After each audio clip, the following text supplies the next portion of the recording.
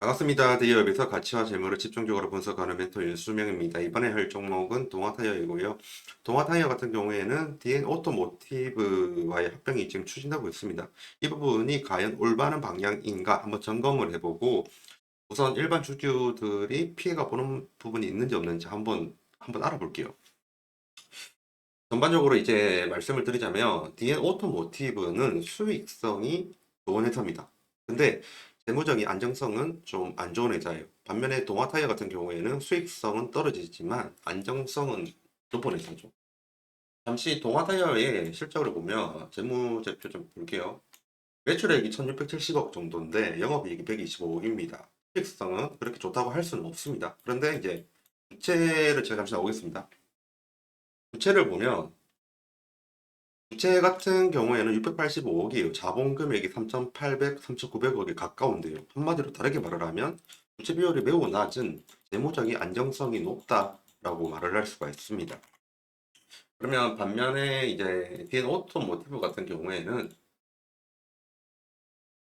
지금 보는 자료가 DN 오토모티브의 이제 분기별 부채 비율이랑 순차익금 규모거든요. 지금 보면 부채 비율이 2024년도 기준으로 210%입니다. 그리고 순차입금이 2024년도 기준으로 봤을 때 3조 정도 나와요. 굉장히 높죠. 물론 이러한 부분은 다른 이제 자회사인 DN솔루션즈가 IPO 상장을 하면 충분히 갚을 수 있는 금액이니까 너무 걱정 안 하셔도 되고요. 우선은 이러한 부분이 있어서 지금 재무적으로 안정성이 없는 DN 오토모티브 입장에서는 동아타이어와 결합을 하면서 재무 안정성을 좀 추진을 해보겠다 이런 의미도 좀 있습니다. 그 외에 다른 부분들도 많으니까 저도 지금 봐주세요. 지금 자료는 DN 오토모티브와 동아타이어가 공동으로 만든 IR 자료고요. 그리고 합병의 기대 효과 시너지 쪽에서 제가 그나마 이제 확률이 높고 신빙성이 가는 자료만 가지고 왔어요. 지금 여기 보면 우선 제가 요약을 해드릴게요. 보는데 좀 힘드니까. 글로벌 세일즈 채널 현황이라고 해가지고 지금 결국에는 동아타이어는 한국, 중국, 베트남 밖에 그 글로벌 세일즈 채널이 이 세 국가밖에 없다. 이 말을 하는 거고요.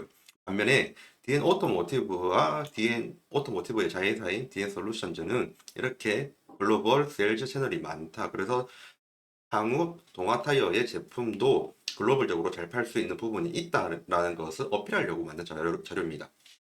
그리고 생산 일원화를 한다고 하죠. 지금 원재료 구매 쪽으로 보면 동아타이어가 제품 원재료를 만들잖아요. 그러면 얘는 오토모티브한테 팝니다. 이 팔 때 당연히 마진을 붙여서 팔아야 됩니다. 그럼 당연히 얘는 오토모티브 입장에서는 종속회사한테서 받는 거지만 마진을 주고 사야 되기 때문에 매출 원가적인 부분에서 상승을 할 수밖에 없어요. 하지만 이제 한 몸으로 합치게 된다고 하면 당연히 원재료 매입 금액이 줄어들어 가지고 매출 원가가 하락을 합니다. 이 매출 원가가 하락을 하게 되면 당연히 순이익, 영업이익이나 순이익이 늘어나는 거죠. 이 효과를 보겠다는 게 지금 이번 합병의 목표이고요. 그리고 CMB라고 EPDM을 가공한 그러한 공모이긴 한데 동아타이어 주주분들이면 잘 아시는 제품일 거라 봅니다. 이 동아타이어의 EPDM을 가류한 CMB 원재료가 알갱이가 이러한 이제 DM 오토모티브의 방진 고무 쪽으로 많이 들어가요. 왜냐면 자동차는 진동을 좀 방어해주는 그러한 역할이 반드시 필요하니까요. 그래서 이러한 원재료를 충분히 DM 오토모티브한테 잘 팔고 있는 상태였었죠. 이 CMB를 생산을 해가지고 그대로 쓰겠다고 하는 게 이제 뒤엔 오토모티브의 그 생각이고요. 이렇게 하다 보면 수익성도 더 좋아지고 두 개에다가 합쳤기 때문에 재무적인 안정성도 올라가고 그 외에도 글로벌 세일즈 채널이 이미 다 갖춰져 있기 때문에 오히려 동아타이어한테 유리하다 이 말입니다. 어쨌든 뭐 인수합병되면 동아타이어는 소멸이 되지만 일단 동아타이어 주주분들께서 일단 가지고 있는 주식 비율 대비로 받긴 받잖아요. 이 오토모티브 주식을. 그죠? 그렇기 때문에 두 회사가 이렇게 합치게 되면 향후 회사의 성장성은 확실히 좋아 보인다. 이렇게 말씀을 드리고 싶고요. 그 다음에 이제 제가 지금까지 말씀을 드렸던 내용을 요약을 한 자료입니다.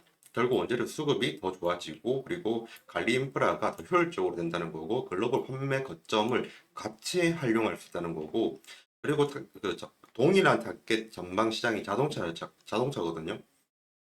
이 자동차 시장을 같이 공략할 수 있는 영업력을 더 효율성 있게 쓸 수 있다는 부분도 있고요. 그리고 둘 다 오래 업력 기반의 고객 영업 노하우가 있기 때문에 합쳐서 더 시너지 효과를 내겠다. 이런 부분이 있습니다. 나쁘지 않고요. 하나로 합쳐지면 시너지 효과를 받아가지고 확실히 더 좋은 회사로 될 확률이 높습니다.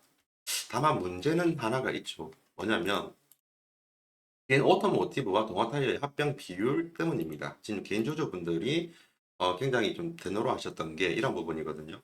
우선 오른쪽부터 볼게요. 오른쪽으로 보면 비엔 오토모티브와 동아 타이어 지분 변동을 보겠습니다. 지금 제가 오른쪽으로 보는 거는 일반 주주가 아니라 최대 주주와 관련된 특수 관계인을 말을 하는 겁니다. 특수 관계인을 보면 디엔 오토모티브 쪽이 원래 64.66% 갖고 있어요. 동아 타이어 쪽 뭐또 가지고 있더라고요. 결국 디엔 오토모티브로 하나로 합치게 된다고 하면 결국에는 64.7%로 똑같다. 이 합병 비율로 하면 세대 주주한테는 전혀 피해가 없고 오히려 동일하게 간다. 이런 부분이 있습니다. 이런 부분들이 이제 동아 타이어 주주한테는 분노를 일으키게 되는 거죠. 왜냐하면 PBR 입장에서는 우리가 더 우량주인데 왜 그 합병 비율을 이렇게 낮췄냐라는 그런 분노가 있는 거예요. 이제 상황이 어떤 부분인지는 알겠죠. 우선 M&A 하면 좋습니다. 좋은 거 맞는 것 같아요. 그래서 M&A 되면 좋다는 것에 대해서 이견이 없어요. 사람들이 아무도. 정말로 좋은 부분밖에 없으니까요. 근데 이제 이 합병 비율이 문제인 거죠. 근데 그래서 제가 자료를 한번 찾아봤는데 지금까지 제가 말씀을 드렸던 내용들이 이 세 줄 안에 다 있죠. 한번 더 읽어볼게요. 합병 비율 논란의 설명, 수익 수당 기준은 DN 주주 아쉬움, 지배 주주에게 유리, 일반 주주와 차별 없이 적용을 하고 있다. 이 부분은 이제 좀 이따 설명드릴 거고요. 이 부분입니다. 그리고 DN 오토모티브 성장성에 동아 타이어 재무 안정성 결합 시너지 충분 이 부분에 대해서는 시장에서 이견이 없는 것 같습니다. 읽어볼게요. 글로벌 차량용 방진 부품 및 축전제 제조사인 디엔 오토모티브와 자동차 타이어 튜브 제조사인 동아 타이어 공업의 합병이 진행되고 있는 가운데 양측 주주를 대상으로 논란이 되고 있는 합병 비율 등에 대한 설명이 진행돼 관심이 집중됐다. 내용은 그 상황은 이렇고요. 중요한 것만 보겠습니다. 네, 이거죠. 한 주당 디엔 오토모티브 신주 0.155의 블라블라 주를 배정하는 합병 비율과 관련해 동아 타이어 공업의 주가 그 순자산 비율 PBR이 0.45배로 디엔 오토모티브 PBR 0.55보다 낮아서 우리 쪽 주식이 더 좋은 것 같은데 너무 낮은 거 아니냐라는 이제 일부 동아 타이어 공업 주주들의 주장에 대해 이제 윤창규라는 IR 담당 부사장께서 말씀하셨죠. 회사 가치를 평가하는 방법에는 주가 수익 비율도 있다. 예, 그냥 PBR로 이제 주주들이 너무한 거 아니냐. 우리가 더 안정적인 회사인데 왜 우리한테 그 비율을 그렇게 낮게 책정을 했냐라고 하니까 PBR로 하면 그렇지만 PER로 보면 우리 쪽이 더 고급 회사다. 이런 식으로 막 받아친 거죠. 예, 그런 식으로 됐고요.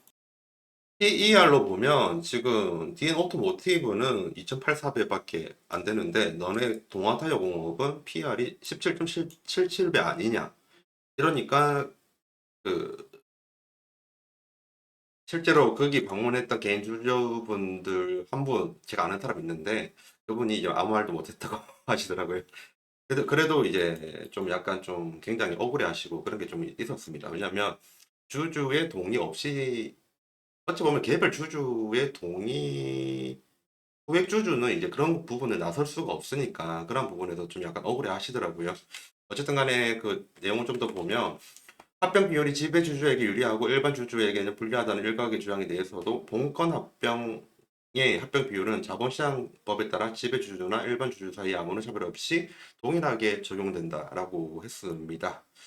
그런 식으로 일단 말을 했는데 오늘 같은 경우에는 그 마무리를 좀 약간 판서로 좀 마무리해야 될 것 같습니다. 우선은 여기 보면 최대 주주와 특수 관계인의 합계 그 주식 비율에는 별 그게 없어요. 변동이 없죠. 64.66, 64.92, 64.70. 최대 주주 쪽은 변동이 없습니다. 그렇다고 불법이란 말은 아닙니다. 그 최대 주주는 지금 피해 본 게 없는데 지금 개인 주주 그러니까 개미들 입장에서는 우리가 좀 손해를 보는 것 같다라는 이 차이가 좀 나는 것 같아요. 하지만 양측 다 이제 동일하게 생각하는 거는 이 두 회사가 합병을 하게 되면 시너지 효과가 확실히 올라올 확률이 높다. 이 부분이 있고요. 그리고 제가 지금 자료를 굉장히 많이 조사를 했습니다. 예전에 과거에 합병, 흡수 합병에 관련됐었을 때 주가 변동을 굉장히 많이 찾았는데 이미 피합병된 회사의 주가는 당연하지만 볼 수가 없어요. 그렇기 때문에 말로 설명할 수밖에 없습니다. 이 부분 좀 양해를 부탁드리고요.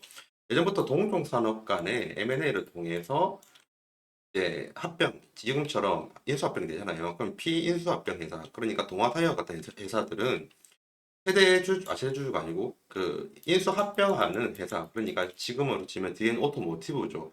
이런 식으로 대기업이 인수를 하게 된다고 하면 주가가 올라가는 경향이 그 확률이 높았습니다. 이런 부분을 좀 말씀을 드리고 싶었고요. 그리고 이 두 회사가 합치면 분명 좋은 시너지가 볼 거는 같습니다. 예, 지금까지 제가 조사했던 자료를 다 말씀드렸고, 지금까지 대기업에서 가치와 재물을 집중적으로 분석하는 멘토 윤수명이었습니다. 감사합니다.